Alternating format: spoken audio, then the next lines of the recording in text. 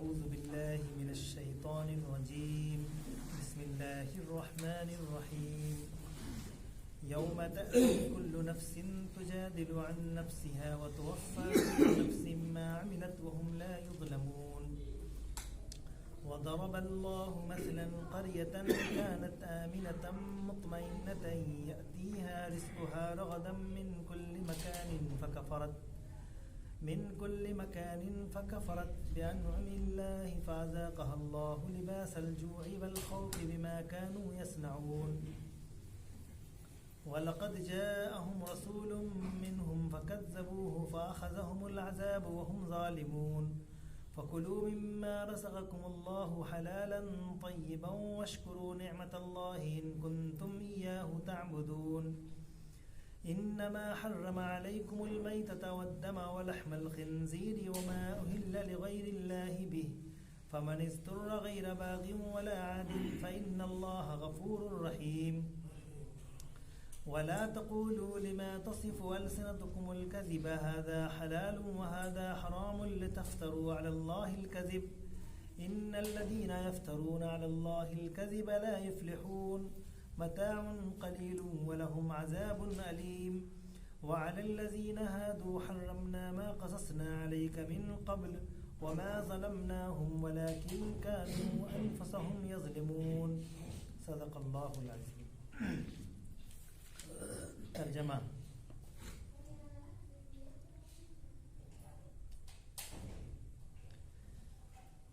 اس دن ہر انسان اپنی ہی بچاؤ کی فکر میں لگا ہوا ہوگا اور ہر ایک کو اس کے کیے کا بدلہ پورا دیا جائے گا اور کسی پر ذرہ برابر بھی ظلم نہ ہونے پائے گا.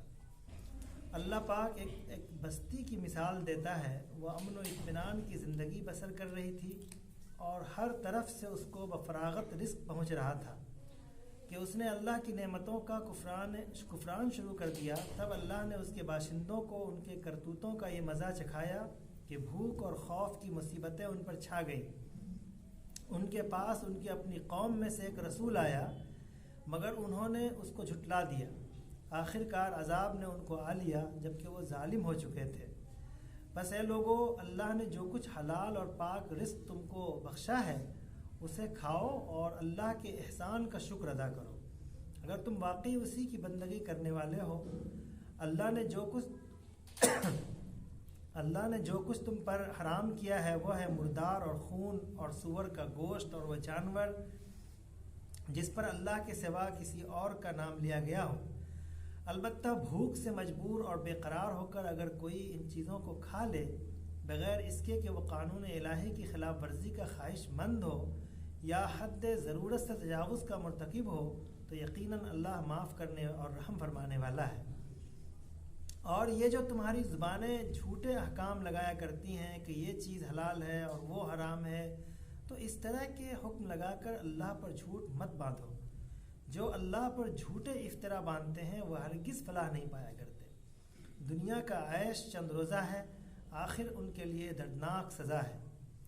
وہ چیزیں ہم نے خاص طور پر یہودیوں کے لیے حرام کی تھیں جن کا ذکر اس سے پہلے ہم تم سے کر چکے ہیں، اور یہ ان پر ہمارا ظلم نہ تھا بلکہ ان کا اپنا ہی ظلم تھا جو وہ اپنے اوپر کر رہے تھے.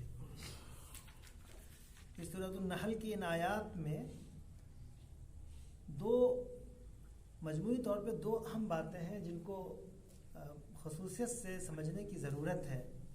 ایک تو کفران نعمت اور اس کے نقصانات کا تذکرہ کیا گیا ہے. اللہ تعالیٰ کی دی ہوئی نعمتوں پر شکر ادا کرنے کے بجائے ناشکری کرنا، کفران نعمت کرنا. کفران نعمت کی کیا شکلیں ہوتی ہیں وہ تفصیل میں آئیں گی. تو ایک تو یہ پہلو ہے. دوسرا یہ کہ بغیر اللہ تبارک و تعالیٰ اور اس کے رسول کی تصریحات کے کسی چیز کو حرام قرار دینا، کسی کو حلال قرار دینا، کسی کو صحیح کسی کو غلط، اپنے مقصد سے اپنی مرضی سے کسی پر الٹپ فتوے لگانا کسی بھی بات پر. اور اسی کے تعلق سے تیسری بات یہ کہی گئی کہ یہ یہودیوں کا رویہ رہا کہ وہ اللہ تعالیٰ نے اس پر کچھ حلال کیا انہوں نے کچھ حرام کر لیا، کچھ حرام کیا اور کچھ کو حلال کر لیا. یہ تغیرات یہودیوں کے یہاں تو خوب رائج ہے. وہ لوگوں کو دھوکہ دینے کے لیے، کچھ مال حاصل کرنے کے لیے، کچھ اپنا منصب کو باقی رکھنے کے لیے، کچھ اپنا جو ایک دھارمک مذہبی جو لوگوں پر اثر و رسوخ تھا اس کو باقی رکھنے کے لیے، یہ اس طرح کے الٹپ کام کیا کرتے تھے کہ اس کو حرام کیا، اس کو حلال کیا، اس کو غلط کہہ دیا، اس کو صحیح کہہ دیا، جو اس کے مطلب کا لوگ آئے چاہے وہ دشمن ہی کیوں نہ، اس کو انہوں نے صحیح کہہ دیا۔ یہ یہودیوں کا رویہ رہا۔ مثال کے طور پہ یہودیوں سے ان کو معلوم تھا کہ بھئی جو لوگ اللہ کا ہی، کم سے کم یہود تو اللہ کو ماننے والے ہیں، رسول کو مانتے ہیں، رسالت کو تسلیم کرتے ہیں، تو جب ان سے اہل مکہ نے، قریش مکہ نے یہ پوچھا کہ بتاؤ ہم لوگ کا دین زیادہ صحیح ہے یا محمد کا صحیح ہے، تو ان کو کم از کم یہ تو کہنا چاہیے نا کہ جو محمد صلی اللہ علیہ وسلم جو دین لے کر آئے ہیں وہ تو توحید کا مذہب ہے، کم از کم ان میں اتنے یکسانیت تو ہے، رسالت کا مذہب ہے، ٹھیک ہے وہ اللہ کے آخری رسول کو وہ نہیں مانتے لیکن بہرحال توحید کے قائل ہیں، لیکن اہل مکہ کا جو مذہب ہے تو توحید کے خلاف ہے، شرک پر مبنی ہے، لیکن انہوں نے دیکھا کہ ہم کو ان سے کچھ فائدہ ہونا ہے، فائدہ لینا ہے، تو انہوں نے کہا نہیں آپ کا مذہب زیادہ صحیح ہے، ان کا تو بیکار سا مذہب ہے، یہ غلط اور خرافات پر مبنی ہے، اصل جو صحیح مذہب ہے وہ آپ کا ہے۔ تو یہ یہودی، جبکہ حقیقت یہ ہے کہ یہودیوں کو اچھی طرح سے معلوم ہے کہ یہ مشرک ہیں، یہ شرک پر عمل کر رہے ہیں، اور یہودیت میں شرک کہیں بھی نہیں ہے، نہ وہ خود بھی شرک نہیں کرتے تھے۔ تو یہ ان مقاصد کی پیش نظر وہ بارہا اپنے پیترے بدلتے رہے، بار بار ان کو ذرا سا بھی کچھ فائدہ ہوا تو اس کو حلال کہہ دیا، اس کو جائز کہہ دیا، اس کو حرام کہہ دیا، اس کو غلط، اس کو صحیح، صحیح کو غلط، صحیح اصل سے غلط کو صحیح، اس طرح کا ان کا طریقہ رہا ہے۔ تو اللہ تعالیٰ نے یہ منع فرمایا کہ اس طرح کا رویہ اختیار نہیں کرنا ہے کہ جو تمہارے مطلب کا ہو تو اس کے غلط کو بھی صحیح کہو، اور جو تمہارے مفاد سے ہٹ کر کے کوئی ہو تو اس صحیح کو بھی غلط کہہ دو، ایسا رویہ صرف یہودیوں کا ہے، تمہیں نہیں ہونا چاہیے۔ یہ تین باتیں پورے مجموعی طور پر ان آیات میں آئی ہیں۔ پہلی آیت میں تو آخرت کا تذکرہ ہے، جبکہ اس آیت کا تعلق ماقبل کے مضمون سے ہے کہ اللہ تعالیٰ نے پچھلی آیات میں یہ بات فرمائی کہ اللہ تعالیٰ جو بندہ ایمان لاتا ہے، اس کے لیے جدوجہد کرتا ہے، اس پر استقامت اختیار کرتا ہے، اس پر صبر سے جمع رہتا ہے، اس کو اللہ تعالیٰ بڑا انعام دیتا ہے، اور وہ انعام کا اصل دن وہ ہوگا کہ جس وقت ان معمولی انعام کی بھی ضرورت ہوگی انسان کو، انسان سب کے سب اپنے میں پریشان ہوگا، اس کو کہیں سے کچھ نظر، اپنے بچاؤ کے لیے کچھ بھی نظر نہیں آ رہا ہوگا، وہ گرفت میں جا رہا ہے، اس کے پائی کا حساب کیا جا رہا ہے، اس کے دنیا میں کتنے معاملات ہیں جہاں پر بہت ساری خرابیاں ہر ایک پہلو پر کی تفصیلات پیش کی جا رہی ہیں، وہاں پر اس بندے کو معافی کا اعلان کیا جائے گا، چلو ٹھیک ہے معاف ہے، ان جھنجھٹوں سے تم کو آزاد کر دیا جا رہا ہے، تو اس دن کا یہاں پہ تذکرہ کیا گیا، آخرت کے دن کا۔ اب درمیان میں یہ بات آ گئی کہ ایک بستی کی، ایک قریہ کی مثال پیش کی گئی یہاں پر، اور یہ بتا کر کے مکہ والوں کو بطور خاص نصیحت کی گئی، اور عام طور پر تمام لوگوں کو، پوری انسانیت کو عمومی طور پہ نصیحت یہ ہے کہ ایک بستی کی مثال پیش کی گئی، جس میں یہ بتایا گیا کہ وہ بستی بہت زیادہ اللہ تعالیٰ نے اس کو بافراغت بنایا، ہر طرف سے فراوانی تھی، مادی فراوانی تھی، یعنی یاتیہا من کل مکان، یاتیہا رزقہا رغدا من کل مکان، یعنی رزق سے مطلب کھانے پینے کی اشیاء، تعیشات کے سامان اور دیگر بنیادی ضرورتوں کی چیزیں بافراغت، فراوانی کے ساتھ اس بستی اور بستی والے کو پہنچ رہی تھی، کسی کو کوئی پریشانی نہیں تھی۔ بلکہ ایک بستی کا اور قرآن نے تذکرہ کیا ہے قوم سبا کے حوالے سے، لقد کان لسبإ فی مسکنہم آیہ جنتان عن یمین و شمال، یعنی ان کی تہذیب اور کلچر کو بھی وہاں بیان کیا ہے کہ اس بستی کے جو ارد گرد جو سڑکیں، روڈ ہوا کرتے تھے، ان کے دونوں طرف باغات، درختوں کے لائن سے درخت لگے ہوئے ہیں، یعنی جو اچھے تمدن کی جو تصویر ہو سکتی ہے وہ اس طرح کی ترقی یافتہ قوم تھی، لیکن ان نعمتوں کے بدلے میں جو ان کو کفران کرنا شروع کر دیا، ان نعمتوں کی ناقدری شروع کر دی۔ تو مکہ والوں کو بھی یہاں پر یہ آیت، یہ بستی کا، یہاں پہ ہو سکتا ہے بستی سے مراد وہی ہو، چونکہ بستی خود قرآن نے مبہم یہاں پہ رکھا ہے، تو کوئی بھی بستی ہو، یعنی مطلب یہ ہے کہ تغیرات کے لوگ، وہ لوگ کان کھول کر سن لیں کہ جن کو، یعنی مقصد یہ ہے آیت میں کہ وہ لوگ توجہ سے سنیں کہ جن لوگوں کے یہاں بافراغت سب کچھ پہنچ رہا ہے، ہر طرف سے فراوانی ہے، تعیشات کے سارے سامان ہیں، زندگی گزارنے کے ہر چیزیں موجود ہیں، پھر وہ اگر بطور خاص نافرمانی کرتے ہیں تو ان کا انجام بہت خطرناک ہو سکتا ہے. وہ تغیر نعمت بھی ہو سکتی ہے، تبدیلی نعمت کا بھی عمل ہو سکتا ہے. اللہ تعالیٰ کے اس تبدیلی میں ذرا برابر وقت نہیں لگتا ہے، بلکہ ایسی بستی کا تذکرہ کر کے کہا کہ فَأَذَاقَهَا اللَّهُ لِبَاسَ الْجُوعِ وَالْخَوْفِ، کہ اگر یہ لوگ بافراغت زندگی گزار رہے ہوں، ہر طرف سے وہ خوشحال ہیں، لیکن پھر بھی اگر وہ اللہ کی نعمت کی ناقدری کرتے ہیں تو ان پر سرے دست دو طرح کے سزاؤں کا ان کو مرتکب بنایا جائے گا. ایک تو یہ کہ ان کے اوپر تنگی، معاشی تنگی، لباس الجوع سے مراد معاشی تنگی، یعنی اس قدر تنگی آ جائے گی کہ وہ بھوک کی حالت کا شکار ہو جائیں گے اور ان کے پاس بنیادی چیزیں میسر نہیں ہوں گی. ایسی تبدیلی ہو جائے گی اور ایسی ہوئی. بہت ساری قوموں، بہت سارے بستیوں کی مثال قرآن مجید موجود ہے، اور پھر ہم بھی، ہمارے سامنے بھی بہت ساری مثالیں موجود ہیں. اس کے بعد دوسرا جو خوفناک انجام ہوتا ہے کہ ان تمام لوگوں پر جو ان بافراغت نعمتوں کے ساتھ ساتھ ہونے کے باوجود وہ اگر ناقدری کرتے ہیں تو ان پر خوف کا ماحول طاری کر دیا جاتا ہے. خوف کا ماحول کیسے طاری ہوتا ہے؟ قرآن مجید میں سورہ بنی اسرائیل میں اس کی مزید وضاحت کی گئی اور یہ فرمایا گیا کہ اگرچہ حوالہ بنی اسرائیل کا دیا گیا ہے، یہود کا دیا گیا ہے، لیکن وہاں پہ کچھ قواعد کے اصول بیان کرتے ہوئے بتایا گیا کہ پوری انسانیت کے لیے یہ گویا اللہ تعالیٰ کا قانون ہے. تو قانون تبدیلی ہے اللہ تعالیٰ کا، اور وہ یہ بتایا گیا کہ اگر ایسے موقع سے ایسے لوگوں کے اوپر ہم بہت ہی سخت گیر قسم کے حکمراں مسلط کر دیتے. وَبَعَثْنَا عَلَيْكُمْ عِبَادًا لَنَا أُولِي بَأْسٍ شَدِيدٍ، اولی باسن شدیدن، بہت ہی خوفناک قسم کے جنگجو، بہت ہی، یعنی جس کے اندر رحم و کرم کا ذرا سا بھی مادہ نہیں ہوگا، ذرہ برابر بھی رحم وہ کرنا جانتے بھی نہیں ہوں گے ان بستی والوں کے اوپر. ان پر ہم ایسے حکمراں کو عباد لنا اولی باسن شدیدن، ان کو ہم مسلط کر دیں گے. فجاسو خلال الدیار، وہ یہاں تک ان پر خوف طاری ہوگا کہ وہ ان کے گھروں پر بھی حکمرانی کریں گے، ان کے گھر کے اندر داخل ہو جائیں گے. ان کے افواج، ان کے لوگ، ان کے گنڈے، ان کے موالی حوالی، یہ سب ان کے ان بستی والوں جو اللہ کی نعمتوں سے مستفید ہو رہے تھے، پھر انہوں نے ناقدری کی تو ان کے اوپر مسلط کر دیے جائیں گے اور ان کے گھروں میں داخل ہو جائیں گے. فجاسو خلال الدیار وکان وعدا مفعولا. اور مزید یہ بات بتائی گئی کہ یہ کوئی مذاق کی بات نہیں ہے، یہ کوئی قصے کہانی اور افسانے کی بات نہیں ہو رہی ہے کہ ارے مسلط کر دیں گے، کوئی حکمراں آ جائے گا اور ہم کو یہ کرے گا. مذاق نہیں ہے.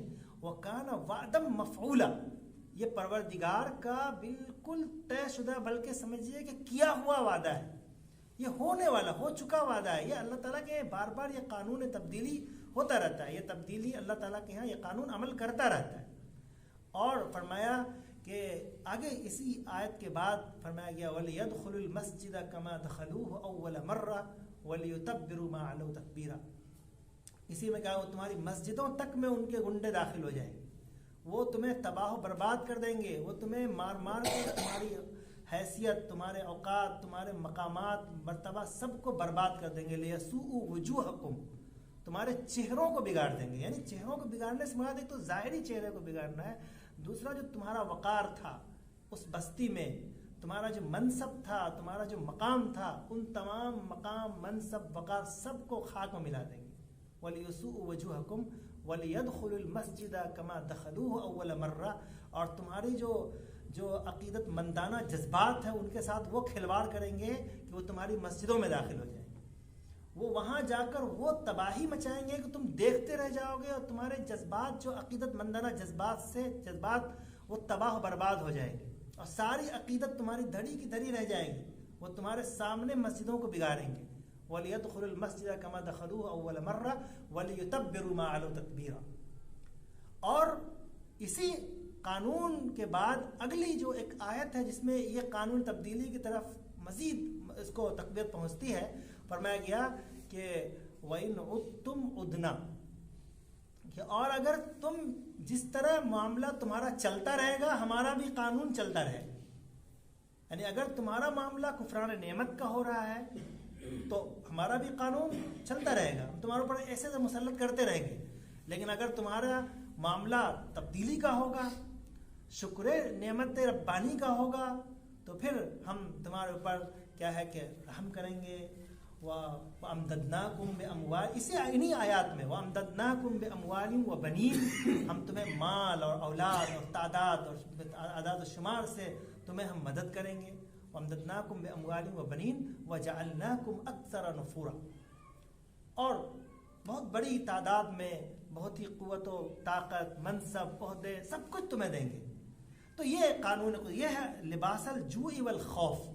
تو جو ایک معاشی تنگی کہ دشمن مسلط ہوں گے، وہ معاشی طور پہ تمہیں مفلوج کریں گے، کمزور کریں گے، تمہارے لیے معیشت کے سارے دروازے بند کر دیے جائیں گے، اور پھر تم ایک مفلوج قوم بن جاؤ.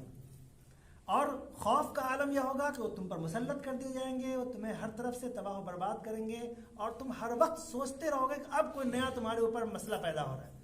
یعنی یحسبون، جس طرح منافقین کے بارے میں تھا کہ یحسبون کل صیحۃ علیہم، کہ وہ ہر چیخ کو اپنے اوپر سمجھ رہے تھے، ہر واقعے کو اپنے اوپر سمجھ رہے تھے. تمہارا بھی انجام یہی ہوگا کہ تم ہر واقعے کو اپنے اوپر لو گے، اور ہر نئی نئی باتیں تمہارے لیے روزانہ مسائل پیدا کریں گی اگر تم نے کفر نعمت کی. تو فَأَذَاقَهَا اللَّهُ لِبَاسَ الْجُوعِ وَالْخَوْفِ بِمَا كَانُوا يَصْنَعُونَ. اور یہ اللہ تعالیٰ جو اس طرح کا تبدیلی کرتا ہے، اس طرح کا قانون اللہ کا جو کام کرتا ہے، تو یہ قانون بلا وجہ کام نہیں کرتا. ایسا نہیں ہے کہ اللہ تعالیٰ کو اپنے ہی اچھے بندے، اپنے ہی مومن بندے سے اللہ تعالیٰ کو کوئی دقت ہے، ایسا نہیں ہے. وہ قانون جو کام کرتا ہے اس کے کچھ ضابطے ہیں. اس قانون کو وہ تحریک دینے والا جو ہوتا ہے عمل، وہ یصنعون ہوتا ہے. ہماری کارکردگیاں، ہماری کارروائی، ہمارے کارنامے، ہمارے اعمال و کردار، ہمارے اخلاقی رویے وغیرہ، یہ سب کے سب کام کرتے ہیں. اس قانون کو اس طرح عملی جامہ پہنانے پر قانون کو متحرک کرتے ہیں، مہمیز دیتے ہیں.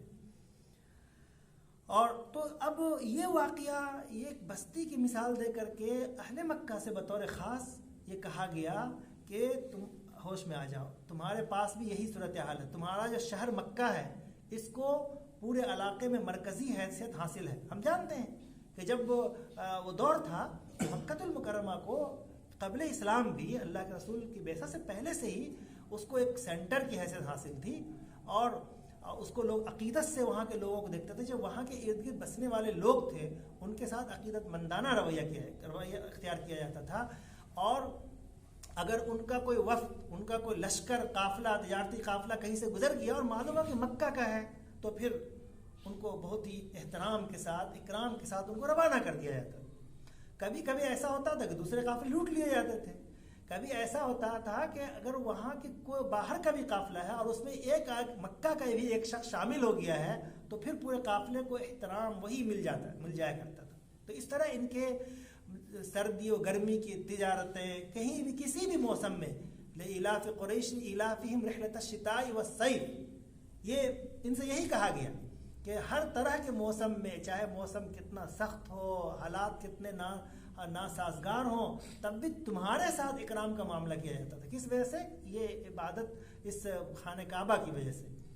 تو تمہاری بستی کو یہ اکرام ہے، ہر طرف سے احترام کا جذبہ ہے، عزت ہے، وہاں پر معاشی خوشحالی ہے، ہر طرف سے لوگ آ رہے ہیں وہاں پر مکہ خانہ کعبہ کی وجہ سے.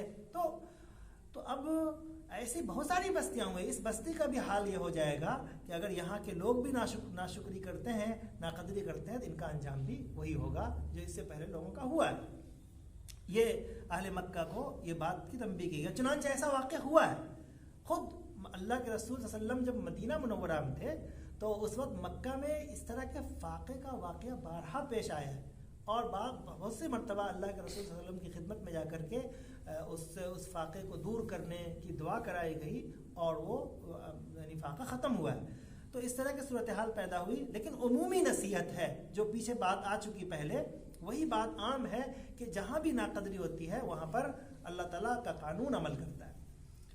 وَلَقَدْ جَاءَهُمْ رَسُولٌ مِّنْهُمْ فَكَذَّبُوهُ فَأَخَذَهُمُ الْعَذَابُ وَهُمْ ظَالِمُونَ. تو ان بستی والوں کے پاس انہی میں کا ایک رسول آیا، اور ان کی تکذیب کی تو اللہ تعالیٰ کا عذاب آ گیا اور وہ ظلم کرتے رہ گئے. یعنی یہ قانون کفران نعمت کا ایک عمل یہ ہے کہ جو اس کے جو رسول ہیں اس کا انکار، رسول کی نافرمانی، رسول کی تکذیب، اللہ کی آیات کی تکذیب، اللہ کی آیات کا انکار، یا اللہ کی آیات سے کھلواڑ کرنا، رسول کی تعلیمات سے دوری اختیار کرنا، یہ سارے کے سارے کفران نعمت کی شکلیں ہیں. تو جہاں بھی یہ شکلیں نعمت آتی ہیں وہاں پر اللہ تعالیٰ کا یہ قانون عمل کرتا ہے.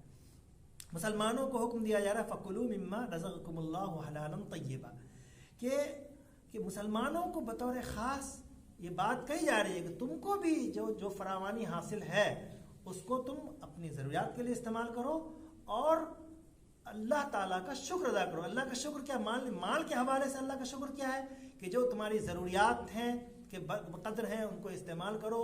اس کے بعد فی اموالہم حق للسائل والمحروم، کہ تمہارے مال میں، ان کے مال میں سائل و محروم کا بھی حق ہے، اس کی گنتی ہونی چاہیے، مال کہ میں جو یعنی فضول خرچی نہیں ہونی چاہیے وغیرہ. اس طرح کے کچھ اللہ تعالیٰ کے قانون مرتب ہوتے ہیں. چونکہ اللہ مال دیا ہوا اللہ کا ہے تو اللہ کا قانون بھی اس مال پہ عمل کرتا ہے، لہٰذا اس کے کچھ قوانین ہیں مال کے حوالے سے.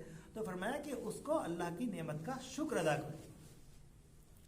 انما حرم علیکم المیتۃ، نعمت کی ناشکری میں یہ ہے کہ جو چیز اللہ تعالیٰ نے حرام قرار دی ہے اس کو حرام ماننا، جس کو حلال قرار دیا ہے اس کو اختیار کرنا، اس کو حلال سمجھنا. اس میں اگر قطر بیوت کرنا یہ ناشکری کی ایک مثال ہے، ناشکری کی ایک شکل ہے. تو فرمایا کہ جو کچھ اللہ تعالیٰ نے حرام قرار دیا ہے، مثلاً میتا ہے، خون ہے، خنزیر کا گوشت ہے، اور جو اللہ کے علاوہ غیر اللہ کا جس پر نام لے لیا گیا ہے، وہ ساری چیزیں، کوئی بھی چیز ہو، یہ سب تفصیلات اس سے پہلے بھی آیات میں آئی ہوں گی. تو ان چیزوں کو اللہ تعالیٰ نے، جن چیزوں کو بھی محرمات کو حرام کیا، ایک لسٹ ہے باضابطہ محرمات کی، اور ان کے علاوہ جو کچھ بھی وہ جائز ہیں، ان کو کھانا ہے، ان کو. تیسری بات جو بتائی گئی ہے بہت اہم ہے کہ اپنی زبان سے کسی کو حرام قرار دینا، حلال قرار دینا، غلط سلط باتیں کرنا، کچھ سے کچھ اپنے مطلب سے بغیر جانے، بغیر سمجھے، بغیر آیت قرآن مجید کے حکم کے سے باہر ہٹ کر کے، اللہ کے رسول کی تعلیمات سے باہر ہٹ کر کے فضول میں اس کو حرام، اس کو حلال، اس کو جائز، اس کو ناجائز، اس طرح کے جو لوگ ارتکاب کرتے ہیں ان کو کہا گیا ہے کہ وَلَا تَقُولُوا لِمَا تَصِفُ أَلْسِنَتُكُمُ الْكَذِبَ هَذَا حَلَالٌ وَهَذَا حَرَامٌ. جھوٹی زبان سے، ظاہر ہے جب اللہ تعالیٰ نے حرام نہیں کیا، رسول اللہ نے حرام نہیں کیا، تو اس کا مطلب اگر کوئی اور حرام کہتا ہے اس کا مطلب وہ جھوٹی زبان ہے. تو جھوٹی زبان سے جو یہ کہتے ہو ہرگز ایسا مت کرو. اچھا یہ کیوں جاتا ہے؟ وہ اس کے مقاصد ہوتے ہیں، وہ اپنے فائدے کے لیے کرتے ہیں. تو فرمایا کہ ایسے لوگوں کو کچھ بھی فائدہ نہیں ہوتا ہے.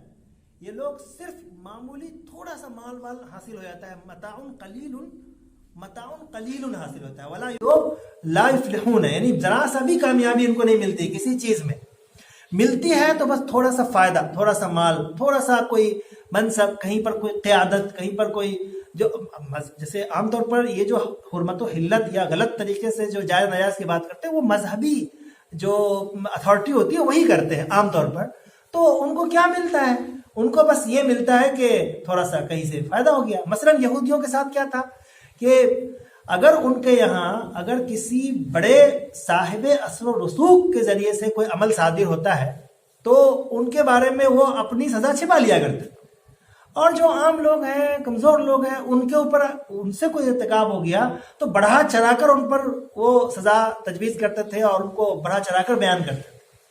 تو اس میں کیا ہوتا کہ جو صاحب اثر و رسوخ ہے اس سے تھوڑا سا فائدہ حاصل کر لیتے، ان کو بچانے کے لیے ان کے حق میں فتوے دے دیا کرتے، ان کے حق میں فیصلے کر دیا کرتے. تو تھوڑا سا فائدہ، یہ کوئی کامیابی ہے؟ یہ تو بہت معمولی سا فائدہ ہوا. اور اسی کو قرآن نے کہا متاع قلیل، یہ بہت معمولی فائدہ ہے. اور اس فائدے کا بدلہ کیا ہوتا ہے؟ اس فائدے کا قیمت کیا چکانی پڑتی ہے؟ عذاب علیم سے چکانی پڑتی ہے.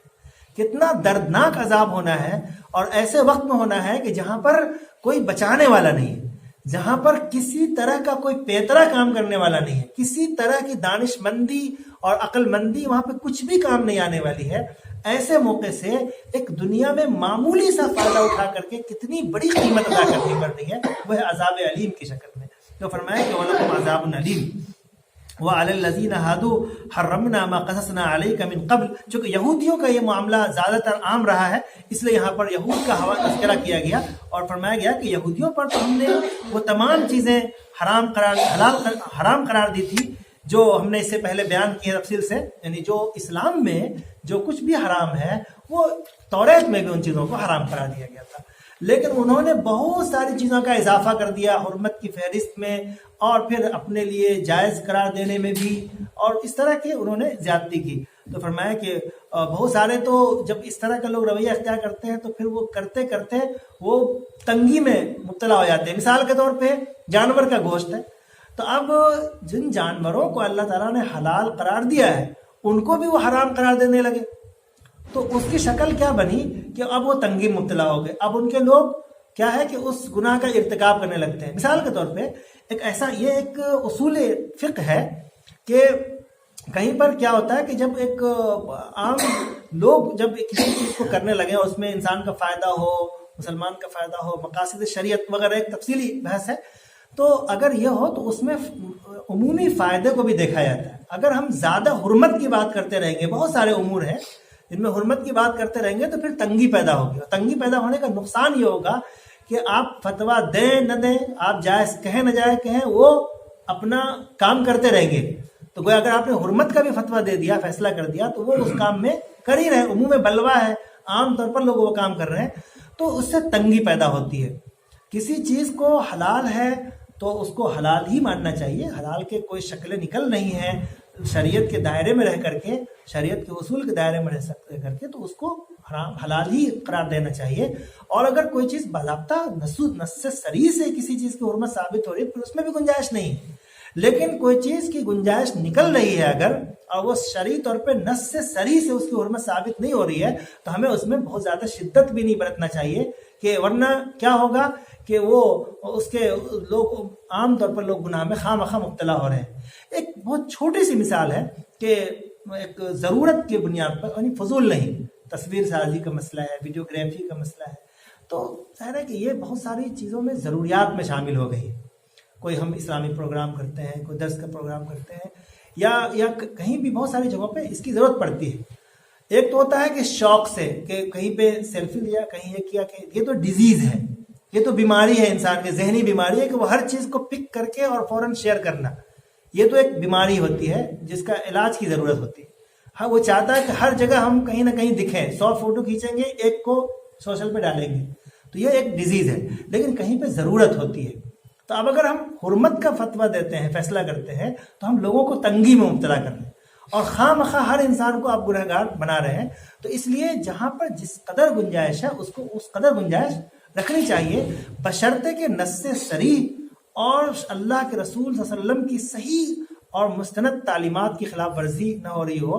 وہ ایک حد ہے، اس حد سے کوئی انسان کو بڑھنے کی گنجائش نہیں ہوتی ہے. جہاں پہ اللہ کے رسول کا کلام، اللہ کا رسول کی کلام موجود ہو، تعلیمات موجود ہو، اللہ کا کلام موجود ہو، اس سے آگے بڑھنے کی گنجائش نہیں ہو سکتی. بہرحال یہودیوں کے یہاں یہ تھا کہ وہ خواہ مخواہ کی تنگی میں لوگوں کو مبتلا کرتے تھے. تو اللہ تعالیٰ نے فرمایا کہ وَمَا ظَلَمْنَاهُمْ وَلَٰكِنْ كَانُوا أَنفُسَهُمْ يَظْلِمُونَ. یہ خود تنگی کر رہے تھے، ہم نہیں کر رہے تھے، خود ہی وہ تنگی پیدا کر رہے تھے، اپنے اوپر ظلم کر رہے تھے اور حرام کا لوگ ارتکاب کر رہے تھے. یہ ان کی اپنی غلطیاں تھیں. بہرحال تو ان تمام چیزوں میں سب سے اہم چیز ہے کہ ہمیں اللہ تعالیٰ سے دعا کرتے رہنا چاہیے کہ ہم سے، اور اپنا محاسبہ اور جائزہ لیتے رہنا چاہیے کہ ہم سے کوئی اللہ کی نعمت کی ناقدری تو نہیں ہو رہی، کہیں ہمارے اوپر دشمنوں کا تسلط اور امن و امان کا جو خاتمہ ہو رہا ہے ہمارے لیے، وہ کہیں ایسا تو نہیں ہے کہ ہم اللہ کی نعمتوں کی ناقدری کر رہے ہیں جس کی وجہ سے ہم پر اس طرح کی صورتحال بن پا رہی ہے. تو ہمیں ہمیشہ اپنے جائزہ لینا چاہیے، اپنا بھی، انفرادی بھی، عمومی بھی، اجتماعی اور قومی، ملی، ہر طرح سے ہمیں جائزہ لینے کی ضرورت ہے اور اپنے آپ کو بدلنے، تبدیل کرنے کی ضرورت ہے. اور اللہ تعالیٰ سے دعا کرنا ہے کہ اللہ تعالیٰ ہمیں کفران نعمت سے بچائے اور ہمیشہ اپنی نعمتوں کو شکر ادا کرنے والا بنائے. ربنا تقبل منا انك انت السميع العليم وتب علينا انك انت التواب الرحيم. اللهم اغفر لنا وارحمنا انت مولانا فانصرنا على القوم الكافرين. اللهم اهدنا الصراط المستقيم. اللهم اهدنا الصراط المستقيم. اللهم اعز الاسلام والمسلمين. اللهم اعز الاسلام والمسلمين. اللهم اعز الاسلام والمسلمين. اللهم ارحمنا بالقرآن العظيم واجعله لنا إماما ونورا وهدى ورحمة يا أرحم الراحمين. ربنا تقبل منا إنك أنت السميع العليم وتب علينا إنك أنت التواب الرحيم برحمتك.